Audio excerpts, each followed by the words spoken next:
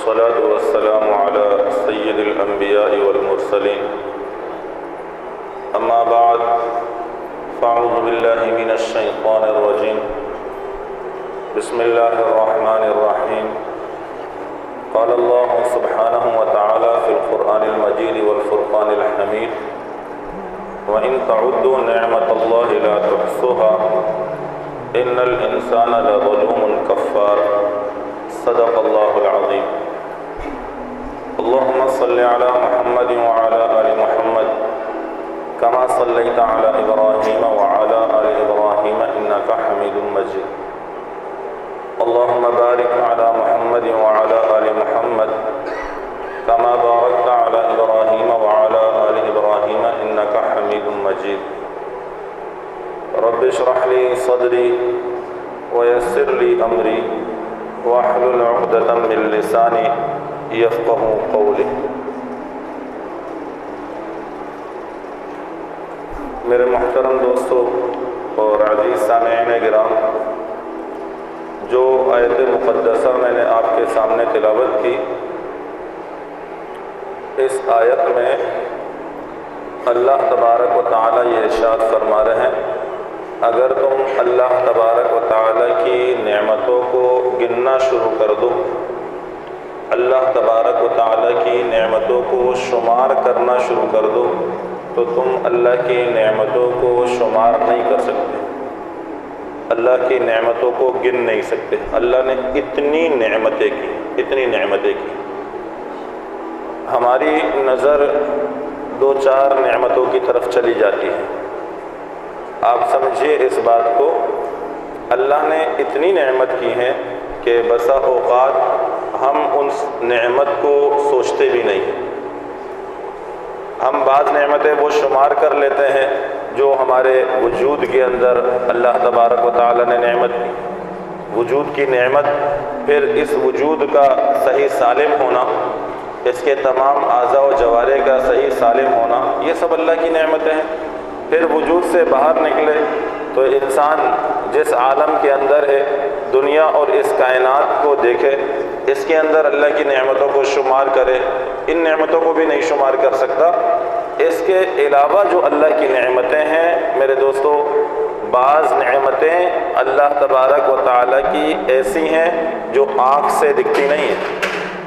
ہمیں نعمت کا کیسے پتہ چلے گا کہ ہم نعمت کو، اللہ تبارک و تعالیٰ کی نعمت کو اپنی آنکھوں سے دیکھ لیں، اپنے کان سے سن لیں، اس کا تعلق دیکھنے سے ہے، اس کا تعلق سننے سے ہے، لیکن آپ سمجھیے بعض نعمتیں ایسی ہیں جو دکھتی نہیں ہیں، ہم سنتے نہیں ہیں، اسے محسوس کرتے ہیں۔ یہ بھی اللہ کی نعمت ہے، اور وہ نعمت کیا ہے؟ اللہ تبارک و تعالی کی نعمتوں میں سے سب سے عظیم ترین نعمت جو بندے کے لیے ہے وہ ایمان ہے۔ سب سے عظیم نعمت جو اللہ نے اپنے بندے کو دی وہ کیا ہے؟ ایمان ہے۔ پیارے پیغمبر صلی اللہ علیہ وسلم نے ارشاد فرمایا، ایمان کے بعد، اب سمجھیے گا اس بات کو، ایمان کے بعد ہم میں سے ہر ایک شخص تھوڑی دیر کے لیے اپنے ذہن میں یہ بات سوچے، ایمان کے بعد سب سے بڑی نعمت، سب سے بہتر نعمت اللہ نے کیا دی ہے؟ سب سے بڑی نعمت کیا ہے؟ ہر ایک اپنے ذہن کے حساب سے سوچ لے گا، یہ نعمت ہے۔ کسی کے ذہن میں کوئی خیال ہوگا، کوئی یہ کہے گا کہ اللہ نے آنکھ جیسی نعمت دی، کوئی کہے گا دماغ جیسی نعمت دی، ہر ایک کی اپنی سوچ ہے۔ نبی اکرم صلی اللہ علیہ وسلم نے ارشاد فرمایا، ایمان کے بعد سب سے بہتر نعمت وہ عافیت ہے۔ کبھی ذہن گیا اس طرف؟ یہ بھی اللہ کی نعمت ہے۔ عافیت کا ہونا ایمان کے بعد سب سے بہتر نعمت آپ نے ارشاد فرمایا، سب سے بہتر نعمت۔ اور یہ عافیت کیا ہے؟ عافیت کس کو کہتے ہیں؟ اسے سمجھیے گا۔ انسان کا ذہن اور اس کا دل، ذہنی اور قلبی سکون کا حاصل ہو جانا یہ عافیت ہے۔ ذہن بھی سکون میں ہو اور دل بھی سکون میں ہو، ذہن اور قلب، دل، اس کا سکون میں آ جانا، اس کو عافیت کہتے ہیں۔ امام زمخشری رحمۃ اللہ علیہ سے کسی نے عافیت کی تعریف پوچھی ارشاد فرمایا عافیت انسان کا بیماریوں سے اور آزمائشوں سے محفوظ ہو جانا، اس کو عافیت کہتے ہیں۔ امام زمخشری رحمۃ اللہ علیہ نے کیا ارشاد فرمایا؟ انسان کا بیماریوں سے اور آزمائشوں سے محفوظ ہو جانا اس کو عافیت کہتے ہیں۔ اور معافات کس کو کہتے ہیں؟ ارشاد فرمایا معافات اس کو کہتے ہیں کہ ایک انسان دوسرے لوگوں سے درگزر والا معاملہ فرمائے اور دوسرے انسان اس کے ساتھ درگزر والا معاملہ فرمائے، اس کو معافات کہتے ہیں۔ تو میرے دوستو، عافیت اتنی بڑی نعمت ہے۔ امام غزالی رحمۃ اللہ علیہ نے ایک دانا کا واقعہ لکھا، ایک عقل مند کا۔ اس عقل مند انسان سے، اس سمجھدار انسان سے کسی نے پوچھا کہ آپ یہ بتا دیجئے کہ سب سے بڑی نعمت کیا ہے؟ سب سے بڑی نعمت کیا ہے؟ اس دانا نے کہا سب سے بڑی نعمت غنا ہے، غنا۔ اس لیے کہ غنا موجود ہے تو انسان سکون میں ہے۔ اگر فقر ہوگا، انسان پر تنگدستی ہوگی تو پریشان ہوگا۔ تو کہا اس کے علاوہ کیا نعمت ہے؟ ارشاد فرمایا اس سے بڑی نعمت وہ امن ہے، امن۔ اس لیے کہ اگرچہ انسان غنی ہے لیکن ہر وقت خوف کے عالم میں، اسے کسی نہ کسی چیز کا خوف لگا ہوا ہے، تب بھی یہ سکون سے نہیں ہے، سکون سے نہیں ہے۔ خوف کا ہونا، بے خوف ہو جانا، امن سے رہنا، یہ بڑی نعمت ہے۔ اس سے پوچھا اچھا اس سے بڑی نعمت کیا ہے؟ ارشاد فرمایا اس سے بڑی نعمت عافیت۔ اس لیے کہ انسان کے پاس مالداری بھی ہے، غنا بھی ہے، مال بھی ہے اور یہ امن اور سکون سے بھی ہے، لیکن میرے دوستو بیماروں کی طرح بستر پر پڑا ہوا ہے، بیمار ہے، آزمائشوں کا شکار ہے، مصیبتوں میں مبتلا ہے۔ تو ارشاد فرمایا تب بھی یہ مالداری، یہ غنا اور یہ بے خوفی اس کے کسی کام نہیں آئی۔ تو بات یہ سمجھ میں آئی کہ سب سے بڑی نعمت جو انسان کے پاس ہے وہ ہے عافیت۔ انسان اللہ تبارک و تعالی سے عافیت کا سوال کرے۔ نبی اکرم صلی اللہ علیہ وسلم خود اپنی دعاؤں میں یہ مانگا کرتے تھے۔ پیارے پیغمبر صلی اللہ علیہ وسلم کے چچا حضرت عباس رضی اللہ تعالیٰ عنہ نبی اکرم صلی اللہ علیہ وسلم کے پاس آئے، اے اللہ کے رسول میں اللہ تبارک و تعالیٰ سے مانگوں تو کیا مانگوں؟ آپ نے ارشاد فرمایا چچا جان، اللہ پاک سے اگر آپ کو مانگنا ہے تو آپ عافیت کا سوال کیجیے، عافیت کا سوال کیجیے۔ کچھ دن بعد پھر نبی اکرم صلی اللہ علیہ وسلم سے یہی سوال کیا، اے اللہ کے رسول میں اللہ سے کیا مانگوں؟ نبی اکرم صلی اللہ علیہ وسلم نے ارشاد فرمایا اگر آپ کو اللہ سے مانگنا ہے تو آپ اللہ سے عافیت مانگیے، عافیت مانگیے۔ ایک صحابی ہے، انہوں نے نبی اکرم صلی اللہ علیہ وسلم سے یہ سوال کیا، اے اللہ کے رسول دعاؤں میں سب سے افضل ترین دعا کیا ہے؟ افضل ترین دعا کیا ہے؟ آپ نے ارشاد فرمایا عافیت۔ انسان اللہ سے کیا مانگے؟ عافیت مانگے۔ کچھ دن بعد پھر آپ علیہ السلام سے یہ سوال کیا کہ اللہ کے رسول دعاؤں میں افضل ترین دعا کیا ہے؟ آپ نے ارشاد فرمایا عافیت۔ کچھ دن بعد پھر یہ سوال کیا، اللہ کے رسول اللہ کے رسول دعاؤں میں سب سے افضل ترین دعا کیا ہے؟ پیارے پیغمبر صلی اللہ علیہ وسلم نے پھر یہ بات ارشاد فرمائی عافیت۔ جسے عافیت مل گئی میرے دوستو اس کو دنیا کی آخرت کی تمام خیریں اور بھلائیاں مل گئیں۔ اور آج ہمارا ذہن عافیت کی طرف جاتا ہی نہیں، کتنی بڑی نعمت ہے، کتنی بڑی نعمت ہے۔ پیارے پیغمبر صلی اللہ علیہ وسلم ایک صحابی کے پاس گئے اور دیکھا کہ وہ اللہ تبارک و تعالیٰ سے صبر کی دعائیں مانگ رہے ہیں، اللہ مجھے صبر عطا فرما دیا۔ آپ نے منع فرما دیا، آپ نے منع فرما دیا۔ ارشاد فرمایا صبر تو بلاؤں پر ہے، مصیبتوں پر ہے، آزمائشوں پر ہے، اللہ سے صبر کا سوال نہ کرو، اللہ سے عافیت مانگو، اللہ سے عافیت کا سوال کرو، عافیت کا سوال کرو۔ ایک صحابی کے بارے میں آتا ہے کہ وہ کمزور ہوتے جا رہے تھے، کمزور ہوتے ہوتے پرندے کی طرح لاغر اور کمزور ہو گئے، اتنے کمزور ہو گئے۔ پیارے پیغمبر صلی اللہ علیہ وسلم جب ان کی عیادت کے لیے گئے، نبی اکرم صلی اللہ علیہ وسلم نے جب ان کو دیکھا تو ان سے پوچھا کیا تم اللہ سے دعا نہیں کرتے؟ کیا تم اللہ سے عافیت کو نہیں مانگتے ہو؟ ارشاد فرمائے اللہ کے رسول میں اللہ سے دعا کرتا ہوں اور میں نے اللہ سے یہ دعا کی اللہ اگر تجھے عذاب آخرت میں دینا ہے تو وہ دنیا میں دے دے، اس لیے حل ہو گیا۔ آپ نے ارشاد فرمایا اللہ سے یہ سوال نہ کرو، یہ سوال نہ کرو، اللہ تبارک و تعالی سے عافیت کا سوال کرو، عافیت کا سوال کرو۔ تو میرے دوستو عافیت اتنی عظیم چیز ہے۔ ایک روایت میں آتا ہے مفسرین نے جہاں حضرت یوسف علیہ السلام کے واقعے کو ذکر کیا، مشہور واقعہ حضرت یوسف علیہ السلام کا اور زلیخا کا۔ زلیخا نے جب یوسف علیہ السلام کو اپنی طرف مائل کیا تو کہا یا میری خواہش کو پورا کرو یا جیل جانے کے لیے تیار ہو جاؤ۔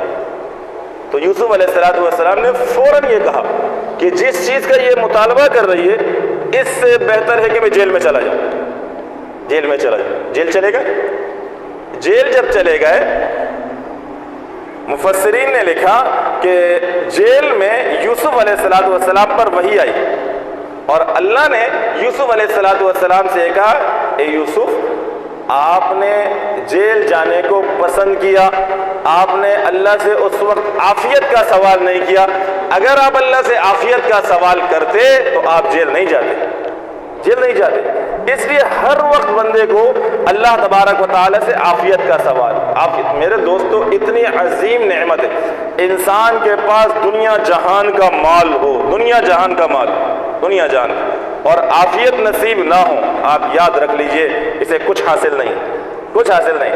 حضرت مولانا چرن ولی تھانوی رحمۃ اللہ علیہ نے لکھنؤ کے ایک نواب کا واقعہ ذکر کیا۔ نواب ریاستوں کا مالک، آپ جانتے ہیں جو ہندوستان کے نواب ہوا کرتے تھے کئی ریاستیں ان کے انڈر میں ہوا کرتی تھی، اس کے مالک ہوتے تھے، لیکن اس لکھنؤ کے نواب کا معاملہ ایسا ہوا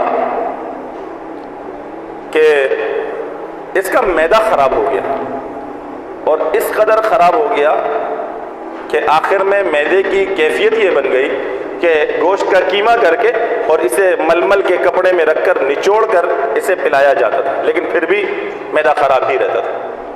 تو ایک مرتبہ اس نواب کا گزر جنگل میں ہوا تو اس نے ایک لکڑہارے کو دیکھا، وہ لکڑیاں کاٹ رہا ہے اور جب اس سے تھک گیا اس نے اپنی 2 روٹیاں نکالی، اس پر پیاز رکھی، وہ 2 روٹیاں کھائی، سر کے نیچے پتھر رکھا اور سو گیا۔ اس نواب نے جب یہ کیفیت دیکھی تو کہنے لگا یہ سب اللہ مجھ سے لے لے، ساری ریاستیں لے لے، ساری مال و دولت لے لے، میں اس زندگی پر جو اس لکڑہارے کی زندگی ہے اس پر زیادہ خوش ہوں، زیادہ خوش ہوں۔ عافیت ایسی چیز ہے، عافیت ایسی چیز، دنیا جہان کی ریاست انسان کو مل جائے، پوری دنیا اس کے قدموں میں آ جائے، لیکن میرے دوستو اگر اسے عافیت نہیں ہے تو آپ یاد رکھ لیجئے ذہنی سکون حاصل نہیں ہے، قلبی سکون حاصل نہیں ہے، کہ پریشان رہے گا، پریشان رہے گا۔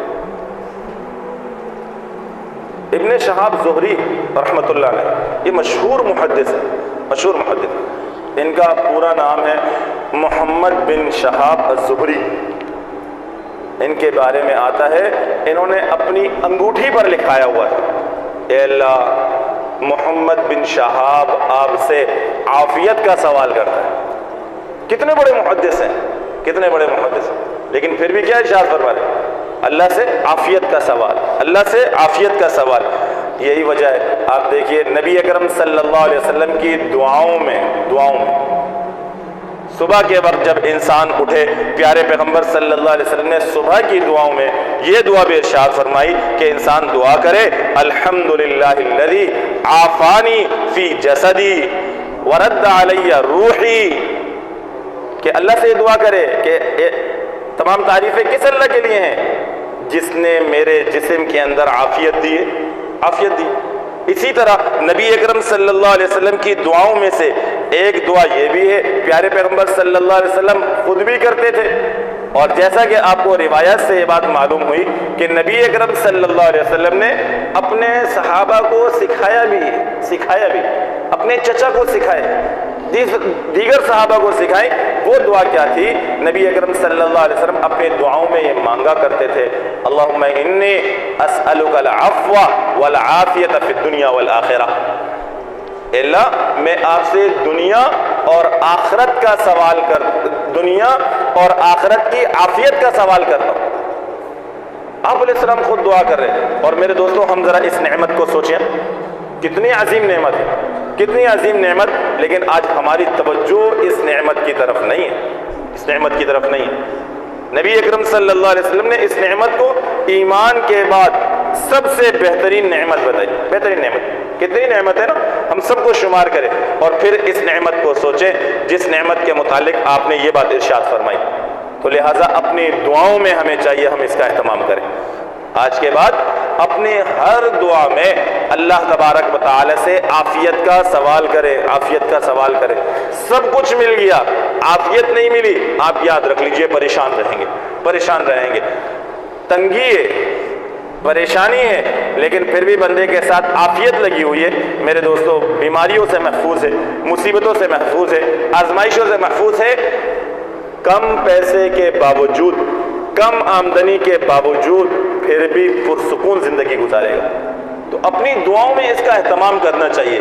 صبح کی دعاؤں میں اس کو شامل کرے، شام کی دعاؤں میں اس کو شامل کرے۔ اللہ تبارک و تعالی سے اپنی دعاؤں میں عافیت کو مانگا کرے، مانگا کرے۔ اللہ سے آزمائشیں نہ مانگے، اللہ سے صبر نہ مانگے، اللہ سے عافیت مانگے، اللہ سے عافیت مانگے۔ بار بار اللہ تبارک و تعالی سے عافیت کا سوال ہو کہ اللہ ہمیں دنیا میں بھی عافیت والی زندگی عطا فرما، اللہ ہمیں آخرت میں بھی عافیت والی زندگی عطا فرما۔ انسان دنیا کی آزمائشوں سے بھی محفوظ ہو جائے گا، انسان آخرت کی آزمائشوں سے بھی محفوظ ہو جائے گا۔ تو میرے دوستو، اس کا اہتمام کریں گے، سارے اس کا آج کے بعد سب اس کا اہتمام کریں۔ عربی میں اگر یہ دعا یاد نہیں ہے، عربی میں اگر یہ دعا یاد نہیں ہے، اللہ پاک سے اردو میں مانگ لیجیے، کوشش تو کریں۔ اصل اس مسئلے کو بھی سمجھیے، دعاؤں میں کوشش یہ کریں نبی اکرم صلی اللہ علیہ وسلم سے جو دعائیں منقول ہیں وہ یاد کریں، وہ یاد کریں۔